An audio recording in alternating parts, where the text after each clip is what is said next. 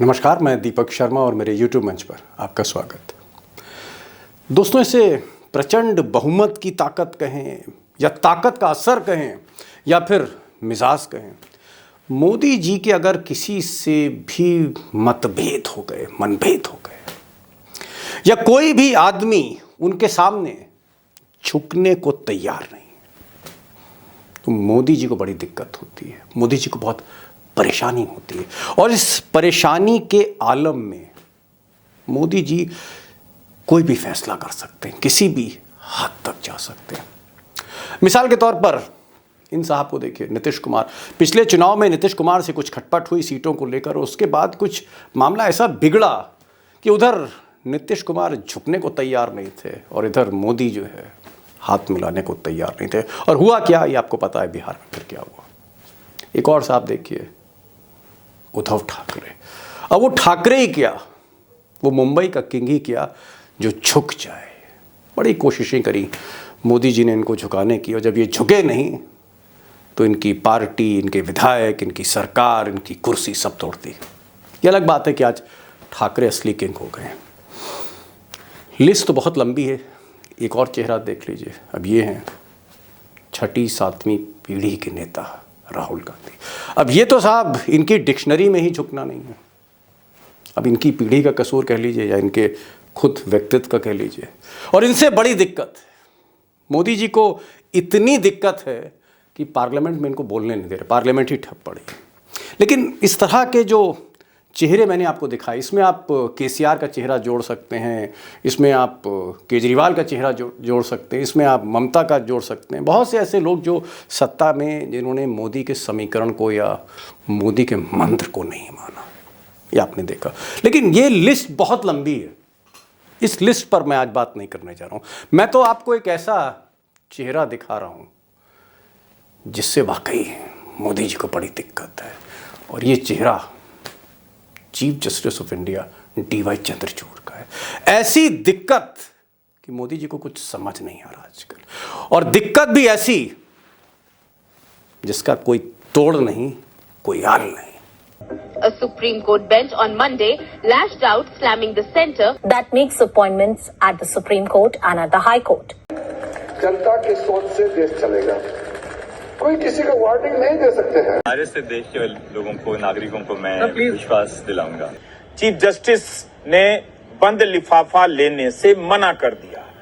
अब दोस्तों, मोदी जी के पास जो पार्टी की ताकत है, संगठन की ताकत है, सत्ता की ताकत है, कॉरपोरेट की ताकत है, मीडिया की ताकत है, सिस्टम की ताकत है। सिस्टम उनकी मुट्ठी में, और इस ताकत की बदौलत एक बार मोदी जी विपक्ष के हर बड़े नेता से निपट सकते हैं, CBI, ED वगैरह। लेकिन सवाल ये है कि इनसे कैसे निपटें, और ये भी एक बहुत बड़ी दिक्कत है मोदी जी की कि निपटा कैसे जाए चीफ जस्टिस से। वो शख्स जो आप कह सकते हैं संविधान का कस्टोडियन है, कॉन्स्टिट्यूशन का कस्टोडियन है, वो जो इस देश का, इस मुल्क का सबसे बड़ा जज है, और सारी अदालतें, सारे जज इस शख्स के ही अंडर में हैं इस वक्त। और सबसे बड़ी बात, ये जज बड़ा ईमानदार है। मुंबई से लेकर इलाहाबाद हाई कोर्ट तक, जहां ये चीफ जस्टिस थे, और वहां से लेकर दिल्ली तक, आज तक ऐसा लोग कहते हैं सत्ता के गलियारों में, सुप्रीम कोर्ट में, कि आज तक कोई भी सत्ता का दलाल इनके चैम्बर में कदम नहीं रख पाया है। और आज तक किसी की हैसियत नहीं हुई कि उसकी गाड़ी, किसी सत्ता के दलाल की गाड़ी जज साहब के बंगले के अंदर दाखिल हो जाए, क्योंकि ये सिलसिला दिल्ली में देखा गया है। न्याय भी कहीं ना कहीं कंप्रोमाइज हुआ है, और सत्ता के जो दलाल हैं उनका भी कहीं ना कहीं पॉलिटिकल, ब्यूरोक्रेटिक, जुडिशरी में एक नेक्सस रहा है। तमाम प्रमाण हैं इसके, मैं उस पर नहीं जाना चाहता। लेकिन ये जो शख्स है निष्कलंक है, और ये भी एक बड़ी दिक्कत है इस हुकूमत की, इनको झुका नहीं पा रहे। मैं एक एक करके सब पर आऊँगा। मैं चाहूँगा कि इस प्रोग्राम को आप आखिर तक देखिएगा। और हाँ, आज आपसे कह रहा हूँ, इस चैनल को भी सब्सक्राइब करिए अगर आपने सब्सक्राइब नहीं किया है।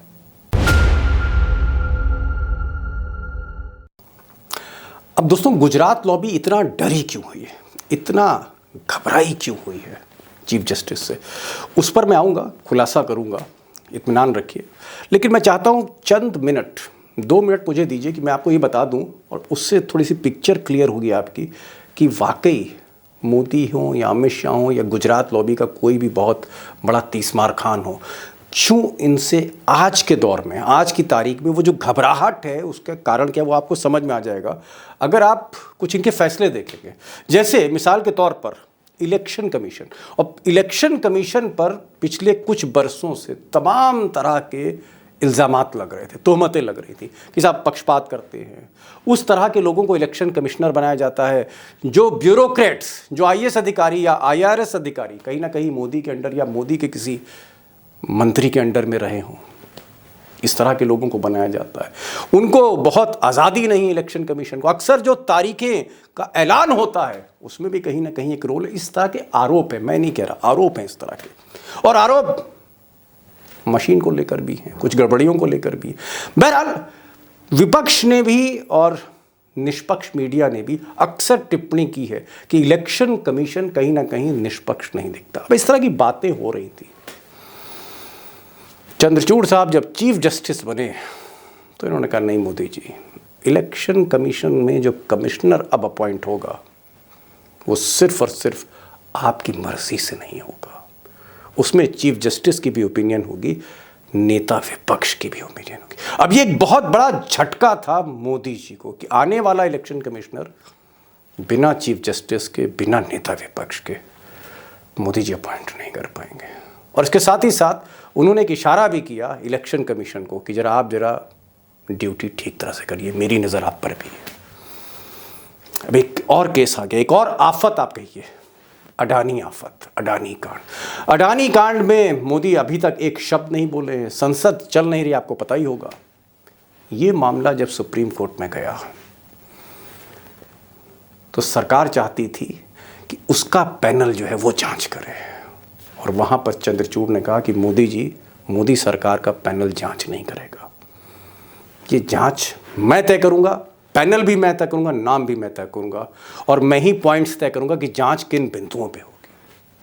अब अडानी कांड की जांच शुरू हो चुकी है और मोदी जी की धड़कनें बढ़ती जा रही हैं, पता नहीं क्या हो, क्योंकि बहुत से संगीन आरोप हैं जिसके लपेटे में मोदी जी भी आ रहे हैं।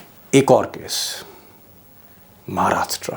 अब महाराष्ट्र में जिस तरह से मोदी जी और अमित शाह, या आप कह सकते हैं दिल्ली दरबार या गुजरात लॉबी या जो भी कह लीजिए आप, इंद्रप्रस्थ की सत्ता, जिस तरह से गवर्नर के जरिए, सीबीआई और ईडी और इनकम टैक्स के जरिए उद्धव ठाकरे की सरकार गिराई गई थी, जिसमें अदालत का भी एक रोल था उस वक्त। ये सुनवाई भी चीफ जस्टिस की अदालत में आई, ये भी इत्तेफाक देखिए।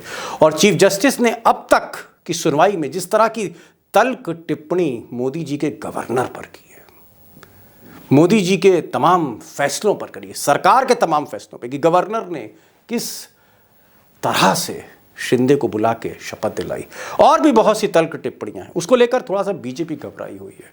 फडणवीस और एकनाथ शिंदे घबराए हुए हैं कि ऐसा ना हो खुदा ना खास्ता कहीं फैसला हमारी सरकार ना गिरवाते, राष्ट्रपति शासन ना लागू हो जाए, किरकिरी ना हो जाए मोदी सरकार की, कि मोदी सरकार गिराने में माहिर है, महारथी है, तो वो फैसला आना है। एक और मामला, और वो मामला है सेना का। राष्ट्रवादी पार्टी के सबसे बड़े प्रतीक नरेंद्र मोदी जी, जिन्होंने कहा था कि 1 रैंक 1 पेंशन, सेना को कहा था, उसी 1 रैंक और 1 पेंशन को कि जो वचन थे उसको पूरा नहीं कर पा रही सरकार। और सरकार ने इस वचन को पूरा ना करने के लिए इस दौर में, इस फेज में, क्योंकि पेंशन नहीं रिलीज हो पा रही, एक बंद लिफाफे में चिट्ठी दी। और आपको पता ही होगा कि बंद लिफाफा को लेकर चीफ जस्टिस ने क्या कहा। उसने कहा नहीं, बंद लिफाफे में मुझसे खत किताबत मत करिए, कम से कम ऐसे मामलों पे। ये इशू कोई चीन का नहीं है, ये इशू कोई सिक्योरिटी का इशू नहीं, इंटरनल सिक्योरिटी, ये पेंशन का मामला है। बंद लिफाफे में खत किताबत नहीं होगी, जो बोलना है पारदर्शिता के साथ बोलिए। और जैसे घड़ों पानी मोदी सरकार पर गिर गया। इतना अपमान अब तक 2014 के बाद मोदी सरकार का नहीं हुआ। एक लिफाफा उन्होंने अडानी कांड में लौटा दिया था बंद, और एक लिफाफा फिर लौटा दिया। मोदी जी के या मोदी सरकार के लिफाफे फाड़ के डस्टबिन में फेंके जा रहे हैं। दोस्तों, ऐसा पहले कभी नहीं हुआ। और एक और मामला कोलोजियम का। मोदी जी चाहते हैं कि जजों की नियुक्ति में कहीं ना कहीं सरकार की भागीदारी ज़्यादा हो और जजों की कम हो। और आप समझ ही रहे हैं, सब कुछ मुट्ठी में लेना चाहते हैं। और यहां पर भी चंद्रचूड़ अड़ गए, और यही उनका डीएनए है। मैं झुकूंगा नहीं।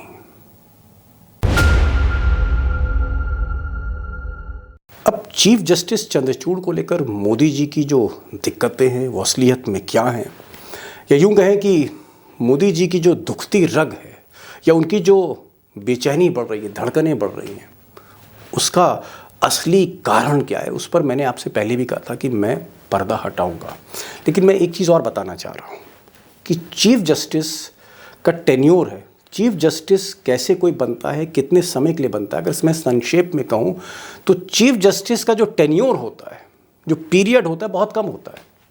कोई 3 महीने तक इस देश का चीफ जस्टिस रहता है, कोई 6 महीने रहता है, कोई 8 महीने रहता है, हद से हद कोई साल और 1.25 साल तक रहता है, क्योंकि उस एज में फिर रिटायर भी होना है।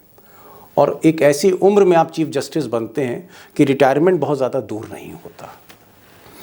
अब यहाँ दुर्भाग्य कह लीजिए मोदी जी का, या इत्तेफाक कह लीजिए, या जो भी खेल कह लीजिए मुकद्दर का, कि ये जो चीफ जस्टिस साहब हैं इनका टेन्योर 6 महीने नहीं है कि मोदी जी 6 महीने तक बर्दाश्त कर लें, साल भर भी नहीं है। ये 2 साल तक रहेंगे इस कुर्सी पर, फॉर 2 years। और इस बीच मोदी जी का फाइनल होना है 2024 का। 2024 का चुनाव है, और उस चुनाव का जो सबसे बड़ा अंपायर होगा इस मुल्क का, वो ये साहब होंगे। और उस अंपायर के रहते हुए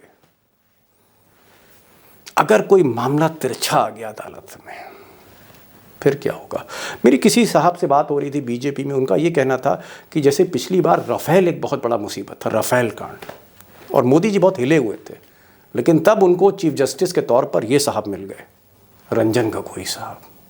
और रंजन गोगोई ने जिस तरह का राफेल में जजमेंट दिया, क्लीन चिट दिया, सरकार की बल्ले बल्ले हो गई। बाद में मोदी जी ने सर्जिकल स्ट्राइक करी और पूरा माहौल बदल दिया। और रंजन गोगोई को बदले में मोदी जी ने राज्यसभा का सदस्य बना दिया। अब ये साहब रंजन गोगोई नहीं है, इनकी रीढ़ की हड्डी बड़ी मजबूत है। और ये जो रीढ़ की हड्डी जो मजबूत है, मोदी जी को यही परेशान कर रही है। ये रीढ़ की हड्डी झुकने को तैयार नहीं है मोदी जी के आगे।